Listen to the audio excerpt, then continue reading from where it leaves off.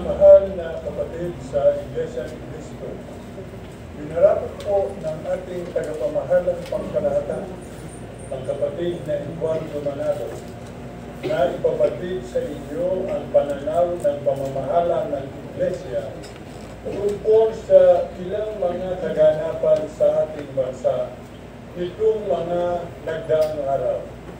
Hindi po lingid sa ating lahat ang malawak na bangayan at digwaan ng mga namimili sa ating bansa at ng mga mamamayan nito.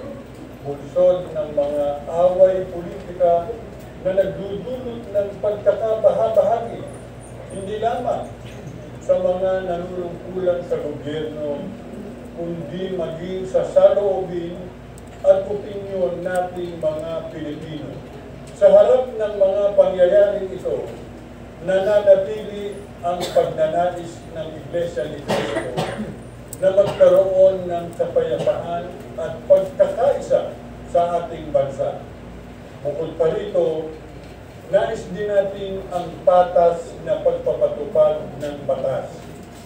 Hindi kailanman sumasang-ayon ang Iglesia ni Cristo sa kawalang hustisya at sa anumang hakbang na labag o hindi naaayon sa batas. Ang sino mang mapatunayang nakagawa ng paglabag sa batas ay marapat na papanagutin. Ang Iglesia ni Cristo ay may tiwala sa hukuman ng Pilipinas. Ang ating mga hukom ay may kakayahan at paghahangad na mailapat ang katarungan.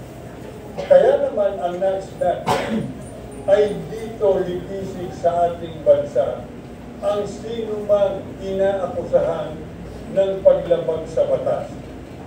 Kung hindi man isang malaking insulto, ay isa po kawalan ng tiwala sa ating mga hukom.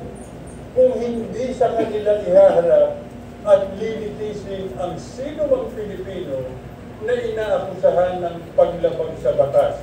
At sa halip ay sa hukuman sa ibang bansa ito ipauubayan.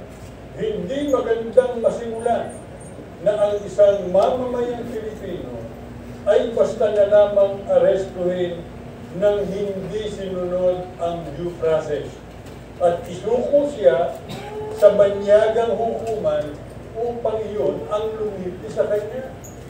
Ito ay itinuturing natin na pagsusuko ng ating soberanya. Mga kapatid, ipinapayo sa atin na umiwas sa mga walang kabuluhang usapan at pagtatalo-talo, lalo na sa social media. Kaya huwag ninyong tangkilikin ang mga kaduda-dudang tao na nagpapakalat ng mga maling impormasyon, fake news, ng mga kasinungalingan at mga paninigang puri. Iwasan din ninyo ang makipagtalo o magbigay ng komento na yumuyurak sa dangal ng ating kapwa. Sa ganito pong sitwasyon, ay lalo sanang magningning ang ating pagkakristyano. Kaya, pinapagubili ng kapatid na Eduardo Manalo na patuloy nating idalangin sa Diyos na nawa ay ikawad niya ang kapayapaan sa ating bansa.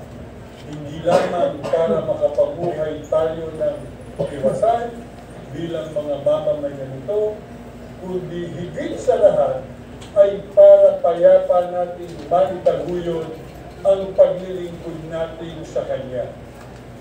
Sumaatin namang lagi ang kapayapaan, ang pag-ibig at pag